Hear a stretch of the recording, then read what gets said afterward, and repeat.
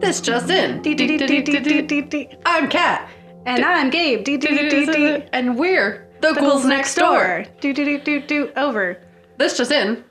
Yes. Nuclear fallout. What? It's happening. Oh no. The event. The event is happening. It's happening. Nuclear fallout has fallen upon us. Probably. I don't know. I'm really falling for it. We don't want to set the world on fire. We just want to start a flame in your heart. Yeah. Yeah. We want to Guess what? Nuclear fallout. Yes. So this is the start of our apocalypse series. Dope. I'm sure you guys were waiting. You're like, when are they going to do the end of the world? Because that's scary. We've like pseudoed on the end of the world because there's like things that feel like the end of the world as they're happening. The end of the world as we know it. This is the real one. Yeah. Well, this whole month. Yeah, through the fallout, baby. Yep. And join us. This whole month, we will be exploring the ways that we are going to die, probably. Mm-hmm. It's not even just like that was a thing that was scary before and now we're over it. Like some things that we cover, this is like always we should be afraid of it because it's probably like we're getting close. Mm-hmm. Like this is a time when movies are like taking place and it's like supposed to be a future time, but it's like 2025 and you're like, that's around the corner. It's also just like a lot of the topics are like too close to home because it's like this could actually happen. Yeah. Guys. It's like Akira is like in the 80s and we're now. Mm-hmm. So it's like, what happens? Here we are. Yeah. Tomorrow. This just in. Nuclear fallout. Yeah. So today we're talking about the nuclear apocalypse. Yeah. So what happens in the mushroom cloud and then you're dead. Even if you survive the initial blast. You kind of don't want to stick around based on most of the stuff we've read about. I mean, there's sort of ways to get by for like a minute. Mm-hmm. But really, when you come above ground from your shelter, your vault shelter, do you want to be here? Is it a good time? Or is it like really sad and devastating and like everything you knew or like was working towards is gone now? Well, according to the Fallout games, we would have a place in society. Well, we would be on the outliers of society as ghouls, which is what people are in that game who got the radiation and don't die. Mm-hmm. This is really interesting. I like that element of it, that like you could become a ghoul and then just like be alive for 200 plus years. Yeah. That's pretty fun. Not fun, but like it's probably terrible. It's probably like lots of witnessing terrible things happen. But at the same time, you survive. Yeah. You mutate to the point where you are maybe infinite. Who knows? Yeah, I guess. It's just like you're all deformed now and probably everyone you love is dead. Beauty's in the eye of the beholder game. If I have weird skin that isn't nose. And no nose, maybe that's just like I just need to find a really really still love you, but wonderful no-nosed husband. Or full-nosed husband. I don't think you have to... Yeah, I don't know. I'm just saying. It's like love will still probably happen when you least expect it. Yeah. So we're gonna talk to you about the nuclear apocalypse and how possible it is. Yeah. Incidents in which nuclear reactors or nuclear bombs have been used or hydrogen bombs have been used. So it's a reality. I do want to preface this by saying that nuclear energy is not bad. So do not be thinking that we're good, like that's the end of the world. It's not. It's actually a good variable. It's got some things in there, but it's also a good alternative for climate change. Oh, cool. All right, yeah. I don't know. Yeah. I just hear nuclear and I'm like, that's bad. Exactly, which is what I'm trying to tell the listeners. Don't do that. Yes, some nuclear bad. Not nuclear energy. It's only bad if you're not, being safe. What if it doesn't exploded? It's going to be fine. Okay. Chernobyl's not going to happen again. But stay tuned. We're going to cover Chernobyl. Hey. Knock on wood. Follow 4 for like 2 seconds probably at the end. Follow 4 for 2 seconds. And also Dr. Strangelove, or How I Stopped Worrying and Learned to Love the Bomb. Yeah.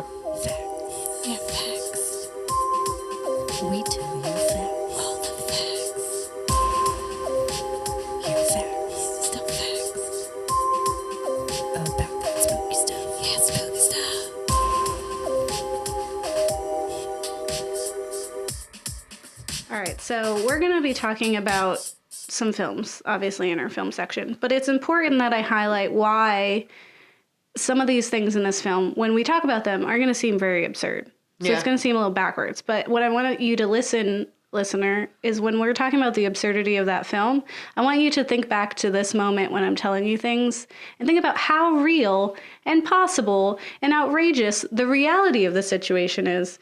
Not just that people, made a fun movie, because it's not true. So as that often is. Yeah, that's our whole thing. On, then we find stuff out. Yeah. In 1964, Dr. Strangelove, or How I Stopped Worrying and Learned to Love the Bomb by Stanley Kubrik came out and caused an incredible stir. It existed to establish direct commentary on the idiocy that is the Cold War. Yep. The comedy of the film circled around incredibly aloof characters who ultimately have both all the control and none at all. Which, isn't that a good analogy for what America is? Or just humans. Or just human, yeah. When are we adults? No one knows. And we're going to talk a lot about the film later and how it sought to point out not only the hair-thin trigger shadow of a nuclear disaster that the 60s existed under, but also the blatant toxic masculinity tied to those in power, which dictated such a situation. Mm-hmm. It wouldn't happen if they weren't like, my penis is bigger. Wouldn't happen. Doesn't matter. What if they were women? Will we ever know? I think it depends on the woman too. Yeah.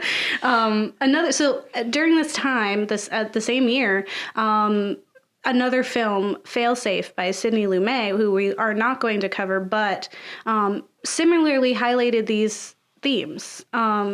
And this is during a time when nuclear drills were a regular occurrence in schools, mm-hmm. and where PSAs ran explaining how to duck and cover when the inevitable happens. Essentially, like people just being like, get into a refrigerator.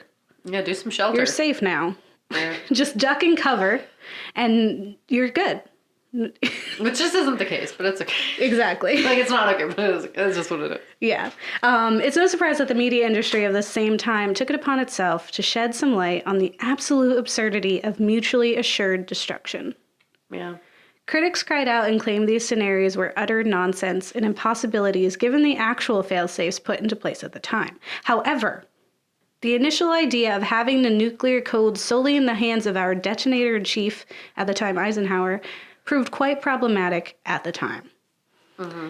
And they weren't even dealing with the buffoon that we have in office. I can't speak much to Eisenhower. I wasn't under him. But I could say that it's really scary knowing that if it were in one hand and it was the tiny hands of our president, that would suck. Yeah, it's definitely very scary. And the fact that, like, not even just our president, just like around the world, all the interesting people mm-hmm. who have the ability who have bombs right now to like just end the world if they so wanted to. Yeah. Well, having the codes solely in the hands of the one person who's running the country had its problems, right? So the New Yorker, which is where I got a lot of this information, has this article titled "Everything in Dr. Strangelove is True." And they address these questions of like, what if Soviet bombers were en route to the United States, but the president couldn't be reached? What if Soviet tanks were rolling into West Germany, but a communications breakdown prevented NATO officers from contacting the White House? What if the president were killed during a surprise attack on Washington, D.C., along with the rest of the nation's civilian leadership? Who would then order nuclear retaliation? That's a big question. Should we even do nuclear retaliation? Yeah, it's a whole question. Yep. Well, so Eisenhower decided that in an emergency, meaning that they could not contact him, that pilots would be allowed to launch nuclear anti-aircraft rockets in order to deter and destroy direct attacks from Soviet bombers. So strictly just to like prevent them from getting to us. Okay. Which is more or less the scenario that we're faced with at the beginning of Dr. Strangelove, mm-hmm. in which a rogue pilot has this ability, right? So it's like, what happens if one of those pilots is not a good American boy and wants to cause war? Just it could happen. So presidential control over something so crucial. So Kennedy, when he finally took over, was completely caught off guard by this. Like when they let him in on the secret of the nuclear codes, he was like, "Are you kidding me?" He was totally caught off guard, and he was told that a subordinate commander faced with a substantial military action could start the thermonuclear holocaust on his own initiative if he could not reach the president. This was in like a top secret memo. So he was like completely taken aback by the cavalier custody of the roughly 3,000 American nuclear weapons that we had in Europe, as only a few were locked down at all, meaning that anyone could access them and cause the inevitable nuclear war. This included the NATO officers from Turkey, Holland, Italy, Great Britain, and Germany from using those bombs without our approval. Cool. Yeah, just anyone. According to the same article, in December 1960, 50 members of Congress serving on the Joint Committee on Atomic Energy toured NATO bases to investigate how American nuclear weapons were being deployed. They found that the weapons, some of them about 100 times more powerful than the bomb that destroyed Hiroshima, were routinely guarded, transported, and handled by foreign military personnel. Super cool. American control of the weapons was practically non-existent. Kennedy said of the presence of nuclear war, right? Every inhabitant on this planet must contemplate the day when this planet may no longer be habitable. Every man, woman, and child lives under a nuclear sword of Damocles, hanging by the slenderest of threads, capable of being cut at any moment by accident or miscalculation or by madness. The weapons of war must be abolished before they abolish us. Yeah. By madness. It's literally Dr. Strange. That's the film. Just madness. Because of his strange fascination with survival and keeping the American people alive, Kennedy had locks put onto more than just a few of the ones that were saw on the visit. Yeah. These were presented as coded electromechanical switches known as permissive action links, or PALs, and they would be placed on the arming lines. With these codes, the weapons could be inoperable without them. The codes were extra protected in that even our NATO allies, who I mentioned before, would not have access unless we were actually like in a war with the Soviet Union. Okay. However, the military hated this and feared electronic interference or hacking, and they claimed instead in a top-secret State Department memo summarized by the Joint Chiefs of Staff in 1961 that all is well with the atomic stockpile program and there is no need for any changes. It's all good. It's all good, But they said guys. it wasn't good. And Well, now it's good? The president said it was not, and then the military said it's fine. No, it's cool. Yeah. Don't stress. So, despite Kennedy's attempt to protect his citizens, the threat of nuclear mishap, not too unlike the one featured in Dr. Strangelove or Failsafe, was inevitable.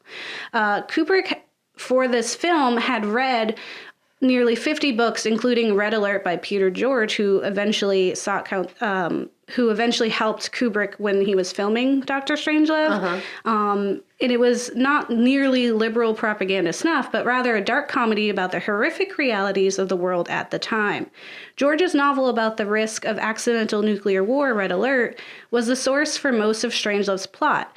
Unbeknownst to both Kubrick and George, a top official at the Department of Defense had already sent a copy of Red Alert to every member of the Pentagon's Scientific Advisory Committee for Ballistic Missiles. At the Pentagon, the book was taken seriously as a cautionary tale of what might go wrong.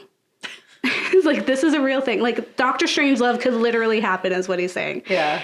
Even Secretary of Defense Robert S. McNamara privately worried that an accident, a mistake, or a rogue American officer could start a nuclear war. Yeah. Which is the entire film. Yeah. Yeah. The first attempts at a permissive action was well-intentioned but fell short, and it was known as Category A PALs. The switches relied on a split 4-digit code in which 2 people, each with one half of the code, would be needed to unlock the nuke. Yeah. This is similar to a scene that happens in The Leftovers, which is a kind of, I guess, post-apocalypse film or show, where someone is in a submarine and manages to be able to activate both in this crazy situation. So today we have what is known as Category D PALs, and they're a bit more intelligent, featuring a 6-digit code, and they have a limited try feature which will result in the weapon being locked, much like your phone if you input your password wrong too many times. But for a whole nuclear bomb. Yeah. You know. Basic things. Some places, such as the Air Force's Minutemen, require an 8-digit code, and back when Kennedy was proposing these safety measures, those in charge scoffed at the idea, and it was rumored that they made the code 8 zeros. Yeah, that's no longer the case. Oh, good. The Minutemen do not have the codes, but rather have to receive them via underground cables or above ground radio antenna. And as above, so below. And so our submarines too have codes to adhere by. However, given that sending messages underwater is difficult, they instead have two safes. One holds the keys necessary to launch a missile. The other holds the combination to the safe with the keys. And the combination to the safe holding the combination must be transmitted to the sub by very low frequency or extremely low frequency radio. It's confusing, but I think the whole thing is that it's confusing for them. Even more unsettling, by way of similarities in real life, the real life existence of the doomsday machine that's referenced in Dr. Strangelove. Mm-hmm. So a decade after the release of Strangelove, the Soviet Union began working on the parameter system, a network of sensors and computers that could allow junior military officials to launch missiles without oversight from the Soviet leadership. Essentially, it's just like what the doomsday machine was, which was if they were going to be attacked, they had this doomsday machine that would attack back. Yeah. And that, like, without any interference. The problem with that was that it served to be there as like a warning, like, don't bomb us because we have something that will just bomb you no matter what happens to us. Yeah. But they never told us about that. So it didn't make any sense in the film, and it didn't make any sense here because the Soviets didn't tell us about their parameter system either. Yeah. So it's like they made the movie and they're like, how did you know? Yeah. Well, so after told that, you? They made it after the movie, but had probably never seen it. So completed in 1985, the system was known as the Dead Hand. Once it was activated, Perimeter would order the launch of long-range missiles at the United States if it detected nuclear detonations on Soviet soil and Soviet leaders couldn't be reached. Like the Doomsday Machine in Strangelove, Perimeter was kept secret from the United States. Its existence was not revealed until years after the Cold War ended, which makes it stupid. Yeah. This is absolute madness, Ambassador, President Merkin Muffley says in the film, after being told about the Soviets' automated retaliatory system. Why should you build such a thing? 50 years later, that question remains unanswered, and Strangelove seems all the more brilliant, bleak, and terrifying on the mark. So thank you, The New Yorker, for all of that terrifying information. Yeah, it's just like, why? Like, I don't know. I feel like maybe like a lot of this started to come more into reality when they realized what the devastation of Hiroshima and Nagasaki were. Because I feel like people didn't really realize how intense the bombs were until they were launched. Until it happened. Yeah. Yeah. So we're going to talk about three things. 1, when accidents happen, aka Chernobyl. 2, when the big button is pressed, aka Hiroshima and Nagasaki. And 3, how the heck to survive either situation. Nice. So we'll start with Chernobyl. So if you haven't heard of Chernobyl, it's they made it's on Netflix or Hulu? HBO. Just kidding. Neither of those. HBO. A series, which we'll talk about a little bit later, but it's about a real thing that happened. So I believe it's in Soviet Russian territory, but it was in Ukraine. So the Chernobyl 4 reactor plant exploded in the early morning of April 26, 1986, when operators took action in violation of the plant's procedures. And looking back at the Chernobyl incident, the biggest question that comes out is, why? How did this happen? I don't understand. What do you mean? Yeah. You hit Who did what? How? Well, why? What happened? So the explosion itself happened during an experimental test of the electrical control system. Experimental test. Yep, you gotta love it. As the reactor was being shut down for routine maintenance. So the operators, in violation of safety regulations, had switched off important control systems and allowed the reactor, which had design flaws to start with, to reach unstable low power conditions. So essentially a sudden power surge caused a steam explosion that ruptured the reactor vessel, allowing further violent fuel-steam interactions that resulted in an intense graphite fire that burned for 10 days. Yikes. And under these conditions, large releases of radioactive material released themselves into the environment. So, like, there's a few things that are, like, really just fun facts about this that are not fun. Mm-hmm. They're just like, why? We're still sitting here like, why? I don't understand. What do you mean? So this kind of reactor was very unique to Russia in that lots of other places, when making their nuclear reactors, banned the design, said, that's bad. Yes. No. So they basically had these things where they're like, hey, this isn't safe. These are the reasons why. It's mostly because, like, of the way that it used graphite and like other things instead of water. So the United States reactors used water as a coolant and like didn't have the same setup. And these ones specifically used graphite and like other materials that were not conducive to nuclear stuff. So the radioactive gases and particles released in the accident were carried erratically, which is why you see a very like wide range of contamination zone, because the winds were coming from all directions during the explosion. And then rain happened afterwards. So precipitation sent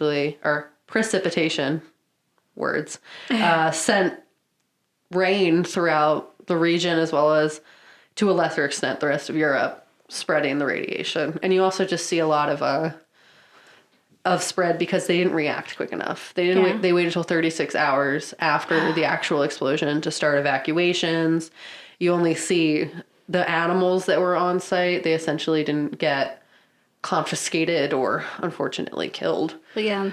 Until like way too late. So like their product, milk product, that kind of stuff, things that you drink, things that you eat were spread all around, and it just really increased the rate of thyroid cancer and other kinds of things because of that, because they just weren't removed quickly enough. And like they retroactively tried to do all of those things, but at that point, like so many people were already affected. They were trying to deny that it was even a situation for too long.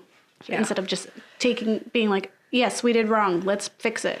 Yeah, no, it was opposite. It was like, no. What happened? Classic. Was it an attack? Yeah, what happened? This makes no sense. Our reactor, we know why. Why, I don't understand. Someone did something. When it was it was just like we deal with it. We talk about it later. Yeah, essentially, like, they did things that they shouldn't have done, and but they didn't know. Like, the people who were in charge, like, of the plant, like, didn't know all the specifics of what they needed to be doing. So later on, we see, what is it good for? Absolutely nothing, because it's bad. So because of World War II, when the Japanese did not surrender following Pearl Harbor, Truman gave the okay, and the uranium bomb detonated over Hiroshima on the 6th of August, 1945. When that happened, I don't think anyone really realized how devastating it was going to be. They knew it was a bomb.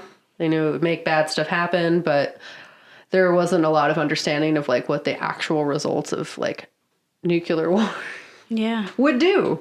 So essentially, it razed and burnt about 70% of all buildings in Hiroshima and Nagasaki, and caused an estimated 140,000 deaths by the end of 1945, along with increased rates of cancer, chronic disease among the survivors, and a slightly larger, 3 days later when they dropped the second bomb on Nagasaki, it killed 74,000 people by the end of 1945.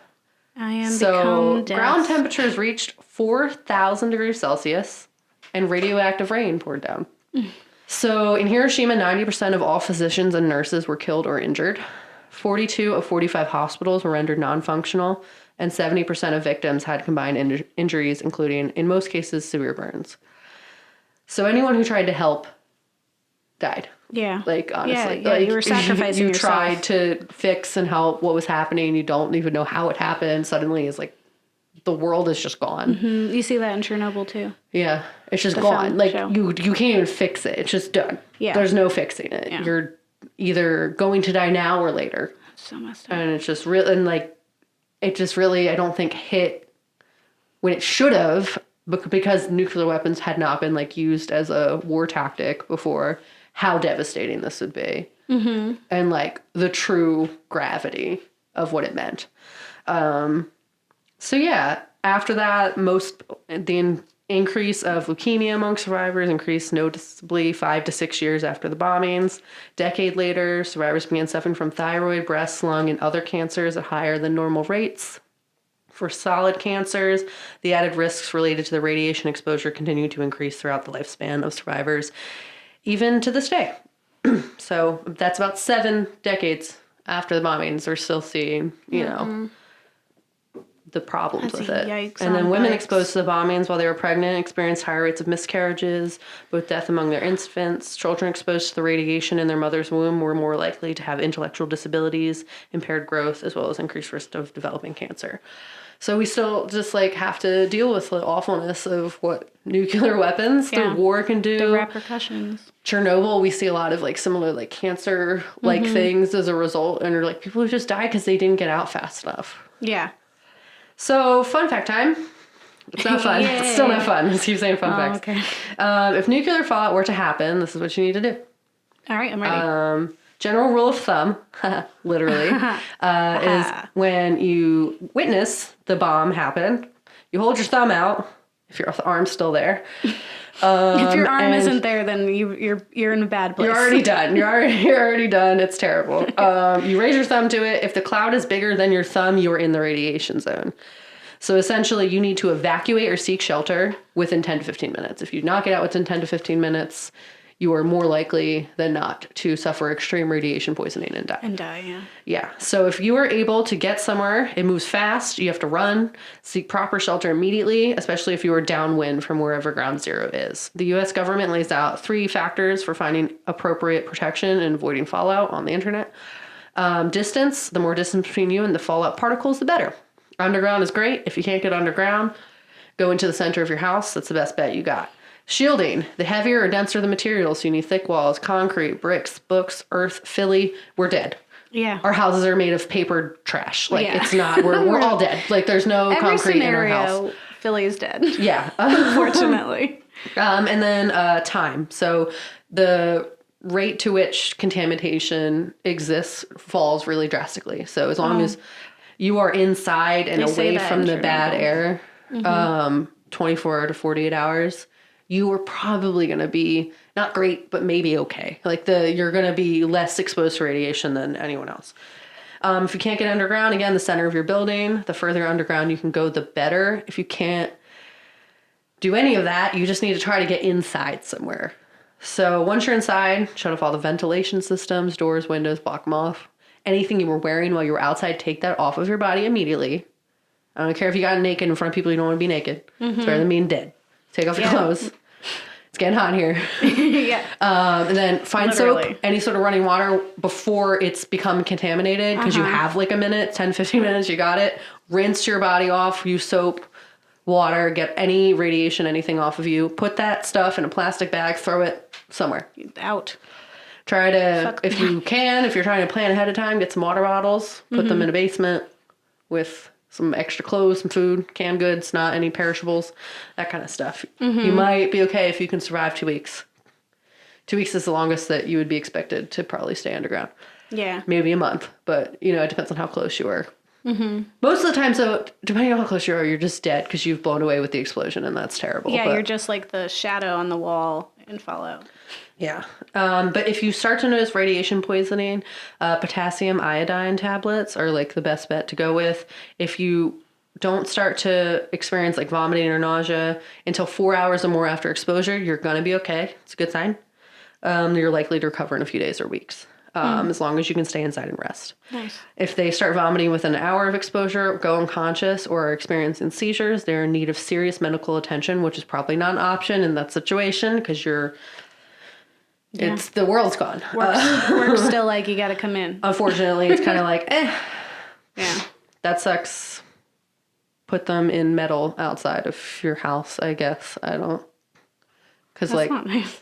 I know it's terrible, but they're going to suffer extreme radiation. And then by touching them and getting all up in their space, you will in turn get contaminated by radiation. So it's sad.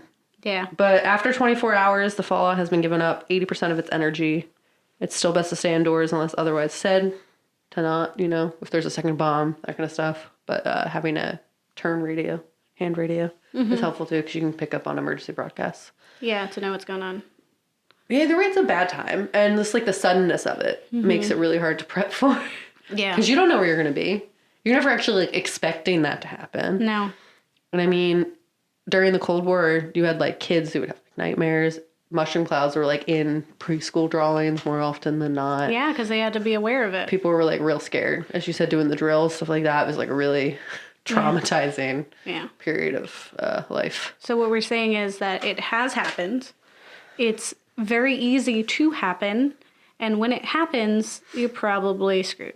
Sorry. Yeah, it's just like I wish better people were in charge of.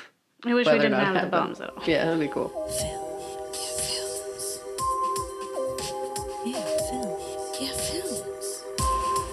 We watch some films. Now let's talk about those films. And all that spooky stuff.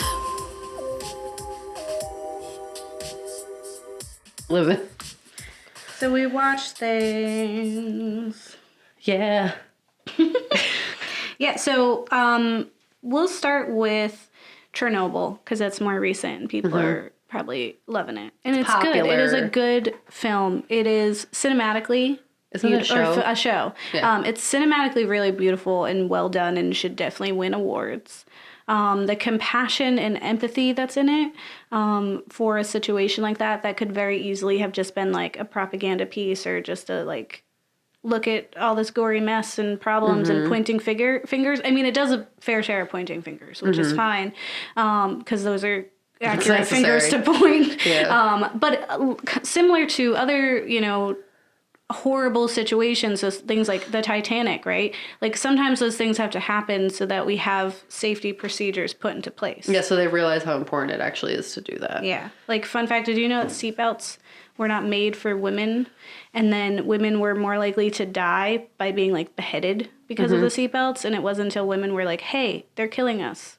Yeah, because they were men's-sized seatbelts. So they were too tall, yeah. So, sadly, sometimes people die, and that's how we get things in place. Yeah. So, for anyone who doesn't know, Chernobyl is a TV series by HBO, and this is what it is about. In April 1986, as Kat said, an explosion at the Chernobyl nuclear power plant in the Union of Soviet Socialist Republics becomes one of the world's worst man-made catastrophes, and it is created by Craig Mazin. Yeah. So I will say it is beautifully done, as you said, like before. It's, and I would agree that it's not like mean to the Russian people. Everyone's just like really upset. They're like, what happened? Why? Like they paint them as like, incompetent in certain areas, but like the people on the ground who are trying to help are like genuinely like caring and like, trying to help as any the human normal would people. be. Yeah, absolutely. Yeah. The Soviets, the Russians disagree with what you said. They actually... Well, the administration. Yeah. They're the ones who messed up. They actually... So, as a result of the series depiction of the accident, the Russian government has announced it will do a version of its own. They call it the patriotic version, and it follows a conspiracy theory according to which the power plant in Chernobyl exploded due to a bomb put by the CIA. Beautiful. Let's not learn from our mistakes. Yeah. Yeah, we're still not going to ask how we can fix this. Let's not build things to code and like appropriately without... Yeah.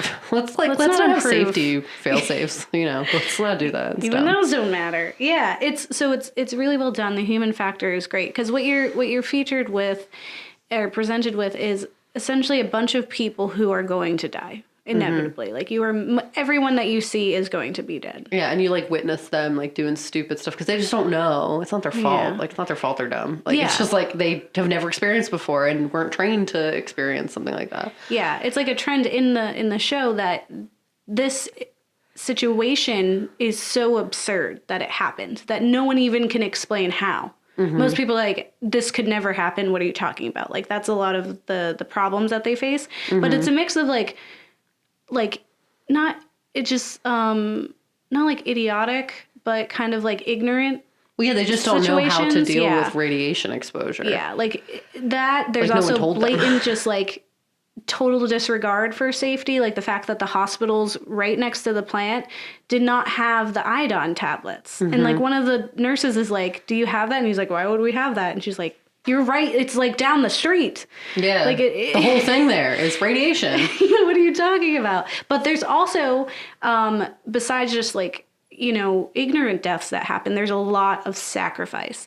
Like there's just rounds and rounds of different people who are the only qualified people that are going into a situation knowing that they're not going to come out alive. And a lot of the times in history, what had happened was their families they were promised that their families would be taken care of. It's essentially like, we will provide your family with like food and care and essentially raise them up like a rung in society. And they'll be fine, but you have to go die because you have to turn off the water, or you have to go down and like fix the water system so that it's not polluting the rest of what we have.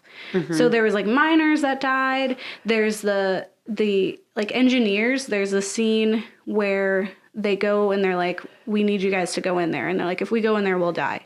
And they're like, yeah, but if you don't die, like hundreds, thousands more people will.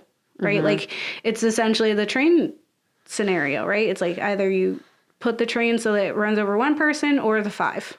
Yeah. And in this point, it was like a handful of incredibly brave engineers versus like this entire population of several different towns. Yeah. And what shook me from that was that like, he even asked like, will our families be taken care of? And he's like, I can't promise you that. Yeah. He was very honest, but yeah. But like, yeah. I mean, again, it's honesty. I'd rather him be honest, but it's like also then why am I going? Like, what's going to happen to my family? Yeah.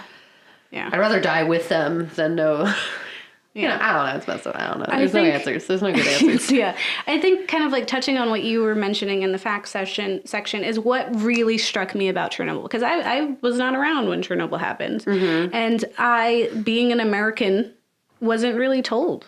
Like, we don't really hear about those things because they don't want it to be brought up that, like, oh, well, you're the ones who dropped a bomb, so who are you to talk, right? Yeah. I do remember, I remember Fukushima and how, I remember that it was all the way over there because of a tsunami, right? That it ended up, being damaged. And that all the way in America, like in California, we were already experiencing radiation and pollution from that. And, like, it be like in almost instantly. And I remember being like, is this it? Is this the end? Yeah. And that was something that's so menial in comparison to the severity that was Chernobyl. Yeah. Chernobyl to this day is the worst nuclear disaster in history.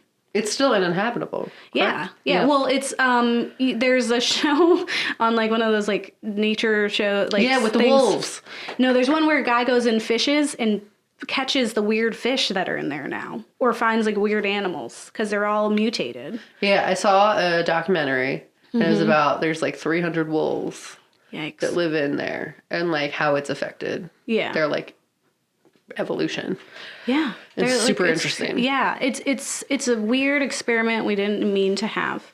Yeah. But what I find really interesting is, so the writer and director Craig Mazin tweeted on April 8th that the lesson of Chernobyl isn't that modern nuclear power is dangerous.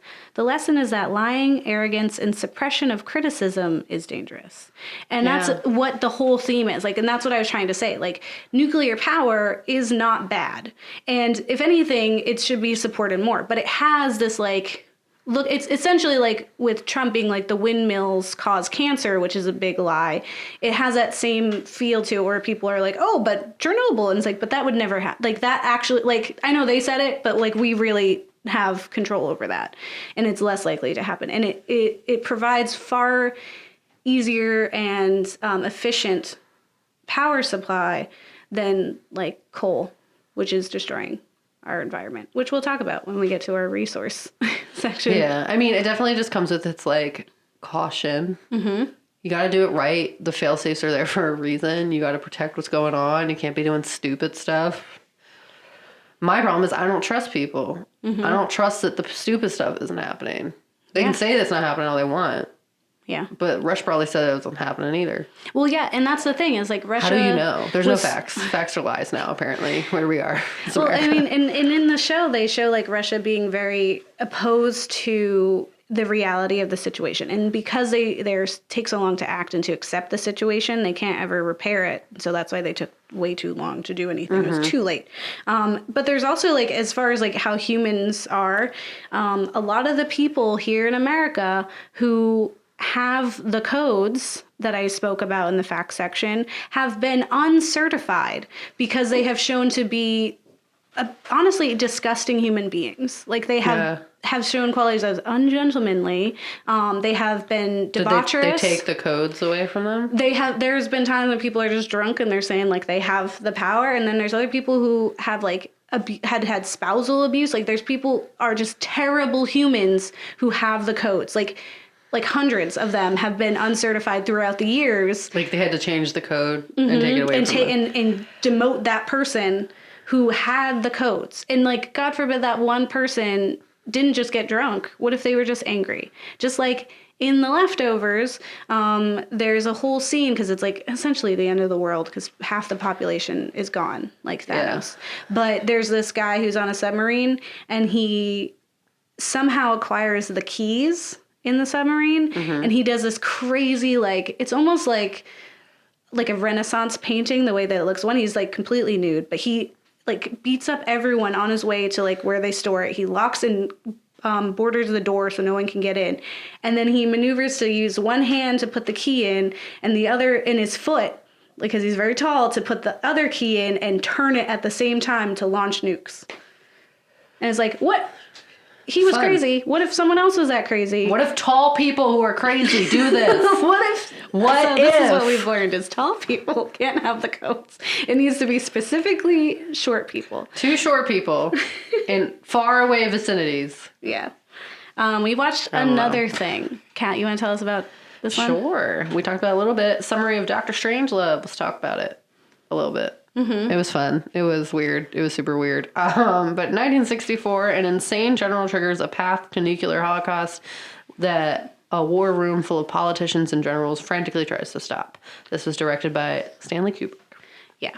So Kubrick knows his stuff, and he got a lot of crap for this film.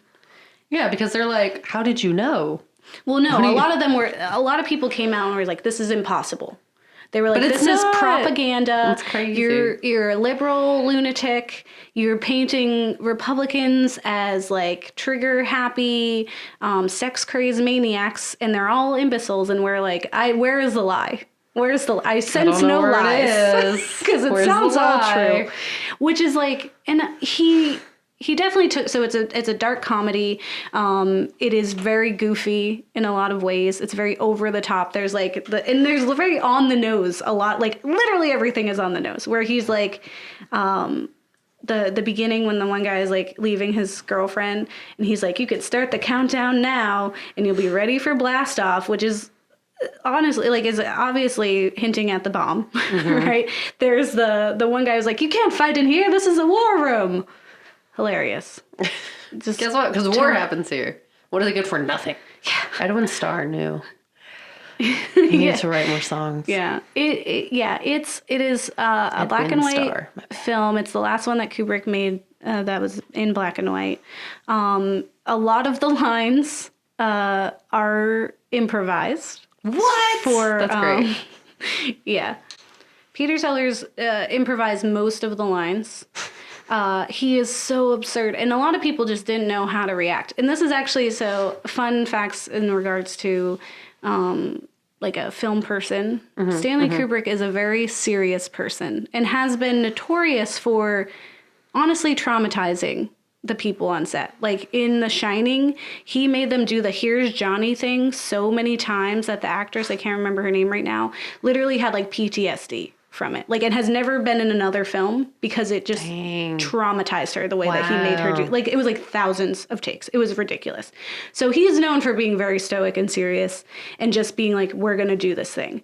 But Peter made him laugh. Like he literally was just like in stitches on the side, like that they would like over the absurdity of this film. So that's it warmed one stone cold man's heart.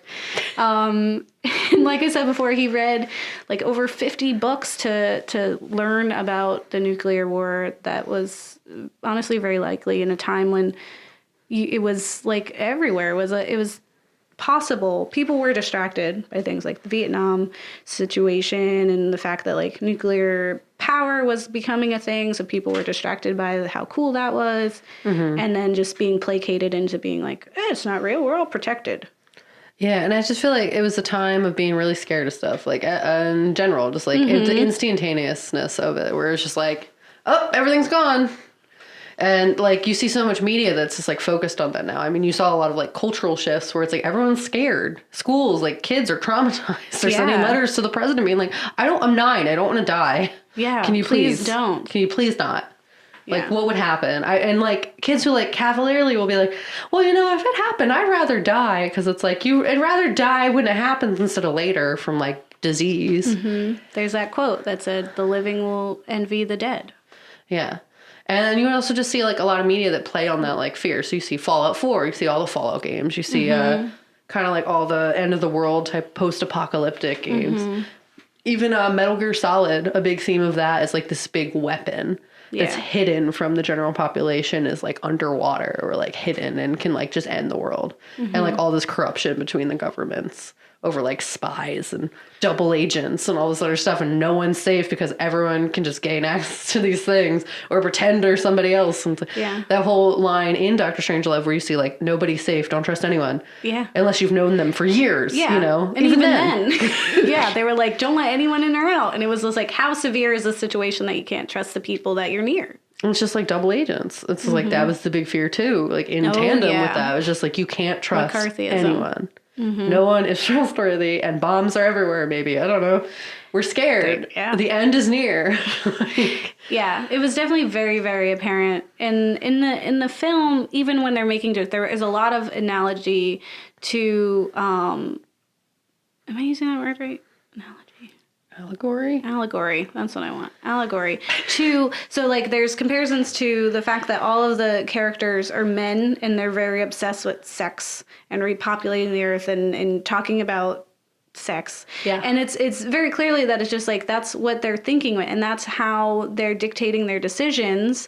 And it's just like directly related to the fact that they hold the power. And that they're obsessed with essentially what is like, what we watched a video and they said that at the end there's this really absurd part where the pilot who's creating all this is riding the bomb and he's got this like excited like yippee crazy, he's like got his hat and he's riding it, and it's very clearly like just a big allegory for erection after that. The success of one. For ejaculation, we know what words are. I've had sex. You don't have to. You can believe me, listener. You can. Fun fact that is interesting about at least Chernobyl, and I forgot to mention this, is that Fidel Castro of Cuba opened a hospital for the children that were affected by Chernobyl. And he didn't let the papers or anything, news, know about it because he was like, he's not doing it for publicity. He was doing it because it was a fellow communist country and he's there to help out. According to the internet, it's still open and still helps children and like those who suffer defects like that. But that was just a fun fact. That was a really fun fact. He's still awful. I mean, yeah. But I just wanted to... That's like a nice little... nice thing that happened in darkness. People are layered. Yes. Like onions, as Shrek said. Yes. Or parfaits. Everybody loves parfait. Yep. So, yeah, you know, some people are bad, but there's layers and spectrums that, so. Yeah, not everyone's full bad. Sometimes you can do a good thing if you're a bad person. Yeah. Cool. Yeah. Good talk, guys. I don't know if it holds up in regard to, like, it's a fun time. I think it's a fun time, but I would watch it with friends and, like, not put too much merit into it. But understand the severity of the situation and that it's scary. It's very possible. But one has happened. One is a retelling of a thing that has happened, and the other is something that very well could have happened. Or could still. Who knows? Ugh, terrifying. Feelings. Yeah, feelings. Yeah, I said feelings. Let's talk about feelings. Okay. And all that spooky stuff. I love spooky stuff.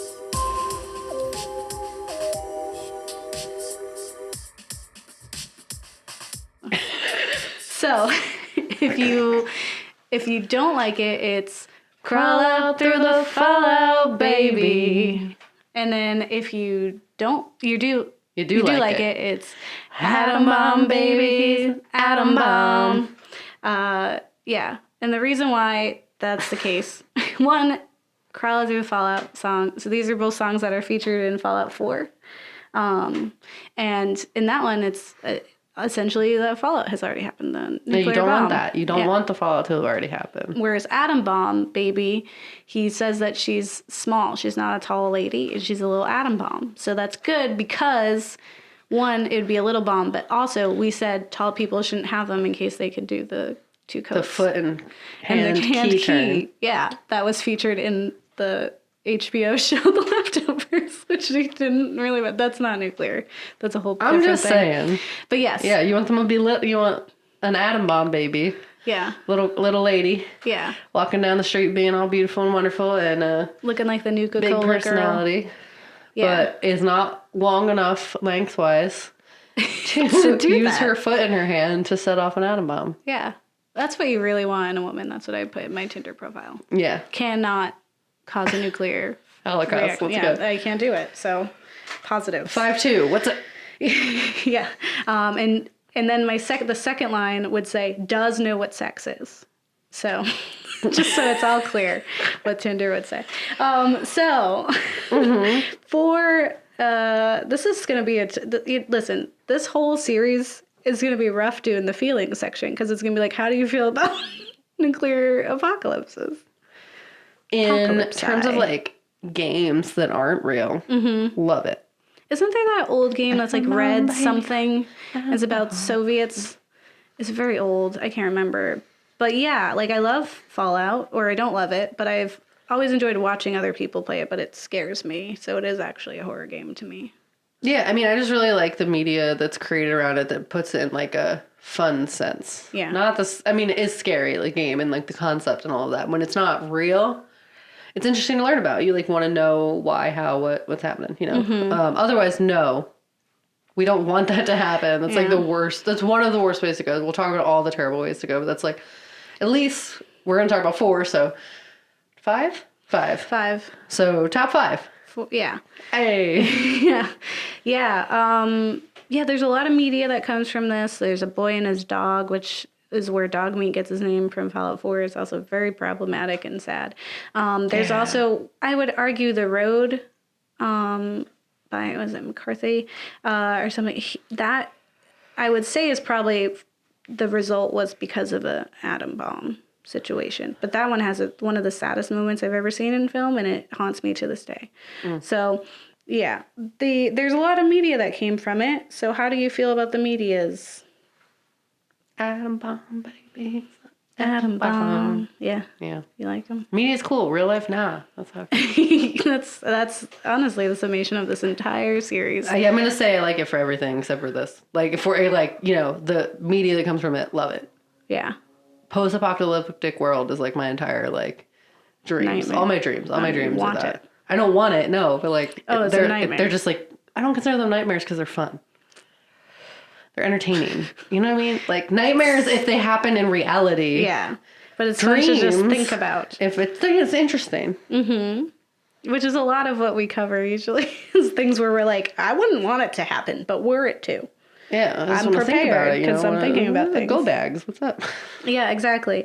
Yeah, I think it's been very simultaneously entertaining and then also absolutely terrifying. Because even past like the time when that existed, right? More countries now have nuclear bombs and have the capability to make them, right? And we are always on the precipice of like another war, another disagreement that could very easily be swayed. And to know that those things that we were supposed to laugh at in Dr. Strangelove could potentially be real because anyone can get these codes. And at that time, anyone could get those codes. Kennedy was like, what? This is awful. Yeah, so that's the world we live in. So stay tuned for more fun on this we talk series. about all the other ways you can die from apocalyptic horror. Yeah, the things that just like happen and you're just done. Like you can't really do anything. It's just over and the world has changed. Yeah, and that's like the worst. That's what gets me the worst is because like I have a feeling that like if it was around willpower or like figuring it out, that'd be cool. But a lot of this, it's like it's too late. You're just done now. Yeah. Like you can't fight it. There's nothing. Yeah, it's out of our hands. Yeah, and that's and the worst part. That's the scariest thing for me is like not being able to like just like resiliency is not a factor. Yeah. You're done. And I think what's important to note about this series is that their apocalypse is in that the world as we know it changes. Like, it's not saying that if the nuclear apocalypse happened that we would all be dead, because there would be some people who are alive, but they would be forever changed. Yeah. And the world, the earth itself would be forever changed. And so that's what we're going to explain throughout each one of these episodes, is not like a world in which everything is gone and it's just like the inevitable heat death. Fundamentally different. It's just totally warped. Yeah. And like, yeah, your student loan debt's gone, but also your entire family's dead. So it's like, You win some, you lose some. I don't know. Like, it's just like everything you've worked for dream-wise is no longer like a factor. You could have been going to college to become this great professor and like had this whole life envisioned for yourself. And then a nuclear bomb falls and you just happen to survive. And you're just like, well, that was 15 years of my life. Just no reason. Yeah, I know a lot about social work. How can I use this now? Yeah, I don't know. Yeah, exactly. There's a lot of money that doesn't exist anymore because money is not existent because people aren't around. Yeah, now we use bottle caps. Yeah. So it's just like, it's very interesting in that sense. It's like there's a relief end to it. Like you see that in like Dawn of the Dead, where it's like, well, I was just a Best Buy guy, as a guy who worked at Best Buy. And now I'm like leading this group of people. Like, and I had no idea I had that ability. And if this didn't happen, I would never have figured that out. Yeah. And it's like, that's not cool. Like, it's like, good for you, guy. It's like people thrive in those kind of environments, but it's just very different. Like the world that you knew is gone, and that can be positive and negative, but like the negatives usually outweigh those minor positives. Yeah. Like impending death at all moments kind of like kills the fun. It does put a damper on things. Yeah. So with that note, just remember that we're always like a inch away from all being obliterated, honestly. In Fallout 4, the first 2 bombs that are dropped in that scenario in America are in New York and Pennsylvania, so we would have been done for. Because, if they're nuking Pennsylvania, they're nuking us. They're doing Philly. They're not doing, what like, else? Pittsburgh? I like that we said that at the same time. That's with disgust. Just like true Philadelphians. We're not wishing anything on Pittsburgh, but we're saying they're not good enough to get bombed. Which is the worst insult I could think of. I would just hope that, like, not hope, I don't want anyone to be bombed. Yeah. But, like, it was like a miss type. It was just like, these both start with P. They're in Pennsylvania. So they go to Pittsburgh? Yeah, by accident. Oh. How about, no.